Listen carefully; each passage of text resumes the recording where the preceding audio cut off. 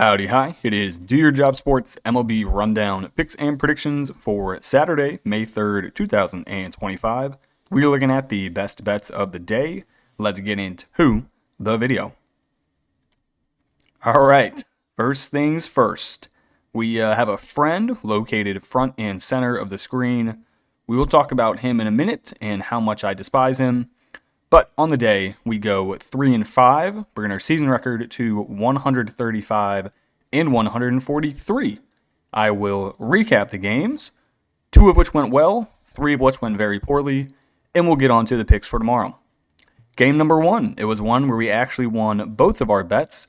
We had the Red Sox plus 105 on the money line, which was good. Then we had the under of 9.5 runs. The Twins, currently not very good at baseball. Final score of this game, Red Sox 6, Twins 1. Twins have now lost, I think, 4 games in a row. They're 4-14 on the road straight up. Red Sox had 6 hits. They probably could have scored more runs. Thankfully, they didn't, so we hit the under. They left a decent amount of guys stranded. The Twins are very bad.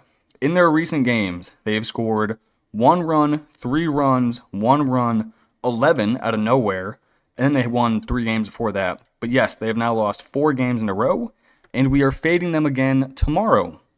Cubs and the Brew Crew, we did bet 2 things, but we'll talk about the Brewers in a minute. We had the over 8.5. That one cashes very easily. Chicago, they scored 9 runs in the first 2 innings. The rest of the game, there was only 1 run scored the entire time. Final score, Chicago 10, Milwaukee 0. So shout out to Chicago for covering the over. Then we get to the long list of losers. I'm going to rip the Band-Aid off here. Rangers, minus 105 on the money line. No. The under, 7.5 runs. No. This is where we get to the guy center of the screen with a devil pitchfork and a fireball to hell. His name is Cal Raleigh. If you've been watching the show long enough, you know this man and I do not get along.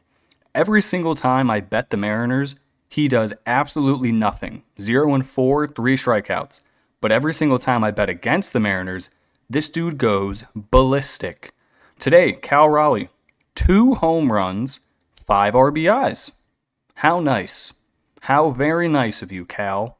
It's every single time I bet against him or with him, he fucks me. Real hard. So he will now be given a pitchfork and a fireball to hell. Thanks for nothing, Cal. Next game, this one might have been just as disappointing as seeing Cal go yard twice. Royals get shut out by Dean Kramer in the Orioles. They lose the game, I think final score 3-0. Yeah, 3-0 against Dean Kramer, who goes 7 innings, 3 hits, 2 strikeouts. He didn't even strike anybody out. The Royals just couldn't hit the ball anywhere. It was just right at dudes, I guess. Only 4 hits the entire game. The Orioles win 3-0. So the over, dead. Royals, dead. And then we get to the Brew Crew, who lost 10-0. My favorite, well, not my favorite pitcher in the league, but one of my favorite young pitchers got absolutely destroyed. Let me pull up his stats, see what Leiter went. Leiter, 4 innings pitched, 8 hits, and 6 earned runs. That is not ideal. Then their bullpen came in and gave up 7. Shout out to the Rangers, losing 13-1. Okay, that is the recap. Hopefully I never have to have the devil version of Cal Raleigh on my screen ever again. But who knows? Maybe it'll pop up next week, because it probably will. All right, first game, we're going to keep it easy. No money line bet here. I am just going with the over 9.5 runs between the Rays and the Yankees. This is a 105 game, so if you're watching this later in the day, this one already happened. On the mound for the Rays, you have Zach Littell, 1-5 on the year, 5.03 ERA. Going up against Clark Schmidt, 0-1, 5.52 ERA. Neither of these pitchers are very good, and both of these offenses can score a decent amount of runs. So that is why we are taking the over here. The Yankees, they are second in the MLB at runs per game, second in hits per game, and also first in hits allowed. So their pitchers give up a ton of contact. Their bullpen is middle of the pack in the league. And obviously they have one of the best offenses. They have the highest batting average, the highest slugging percentage, the highest home runs hit, and they're at home. Going up against Zach Littell, who has been very, very bad this year. On the season, 34 innings pitched, 22 strikeouts, 8 home runs given up. That is not ideal. Clark Schmidt, 0-1, 5.52 ERA. I can see a Yankees 8-3 win. So we hit the over. Aaron Judge goes for 2 home runs because why not? Let's go runs. Next game, this is a perfect spot to take the Guardians. Although when I did make this slide, almost simultaneously, Jose Ramirez left the Guardians game with an ankle sprain. So not ideal. I would assume he doesn't play for a little bit and he recovers from the ankle sprain. So just know this line is without Jose Ramirez. What he does to our lineup, you can't say enough. He hits the best. He runs the best. He's the GOAT for this team. So we'll see if the Guardians can get it done. But I like this matchup. I don't really like Kevin Gausman. And Gavin Williams is coming off of a bad game. He normally has good bounce-back starts. So that's what we're going to do here. I like backing the Guardians plus money. So I'll take them plus 120 on the money line over 7.5 runs. Like I said, Guardians have Gavin Williams on the mound, 2-2 on the season, 5.41 ERA.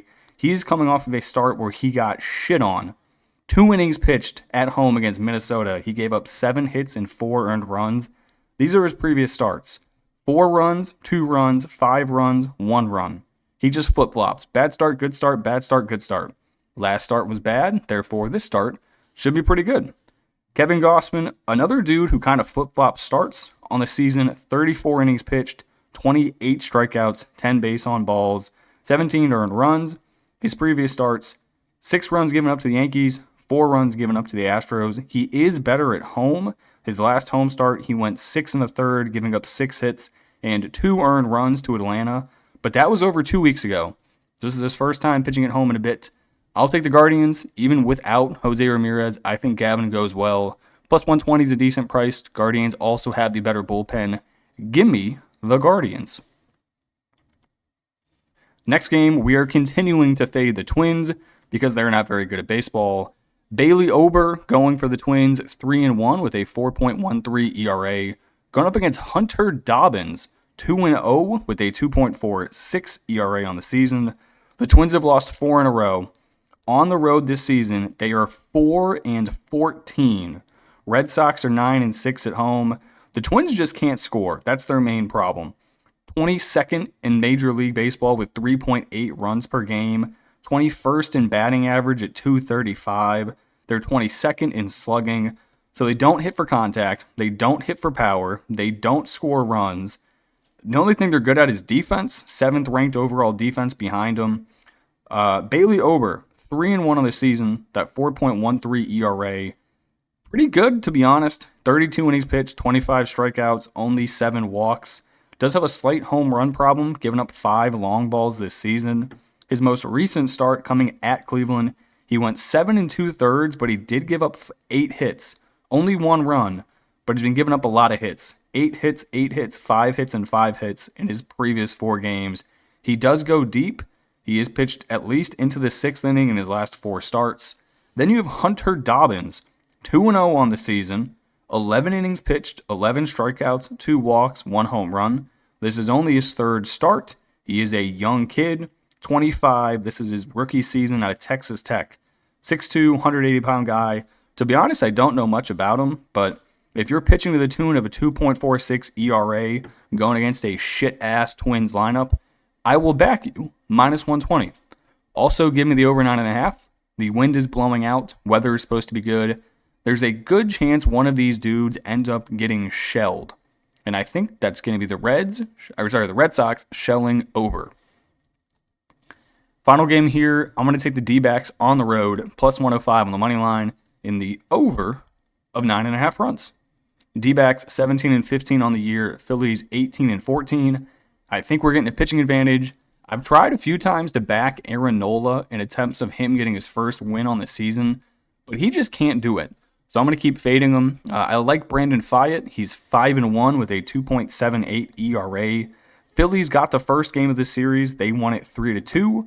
Diamondbacks are a good team. They're good on the road. Everybody on their batting lineup, you really have to be scared of going deep. They got Ketel Marte back. I like that a lot. Brandon Pfaadt, he's pitching to the tune of a 2.78 ERA, 35 innings pitched this season, 29 strikeouts, only 6 walks. That's basically 1 walk every 6 innings. You take that all day. 11 earned runs, 5 home runs. Aaron Nola, this dude is going through it. 35 innings pitched, 37 strikeouts, 12 walks, 21 earned runs, and 6 homers. So he's getting the strikeouts, but when he's missing and not striking guys out, they're putting it in play and they're hitting the ball hard. Looking at lineups, I mean, you can't go wrong with this D-backs lineup. Marte's back hitting 346. Corbin Carroll's hitting almost 300. Grichuk not hitting the best. Eugenio Suarez is simply a power guy. Josh Naylor, the Cleveland Guardian GOAT, hitting 319. You have Alec Thomas and Perdomo at the bottom of the lineup, who could probably be 5-6 in any other lineup in the MLB. Got a bunch of dogs. Obviously, the Phillies are good, but I don't trust Aaron Nola. I like the plus money, and I like the over. Okay, that is going to do it for me in this video. I appreciate y'all watching and tuning in, and I will catch you in the next one. Peace.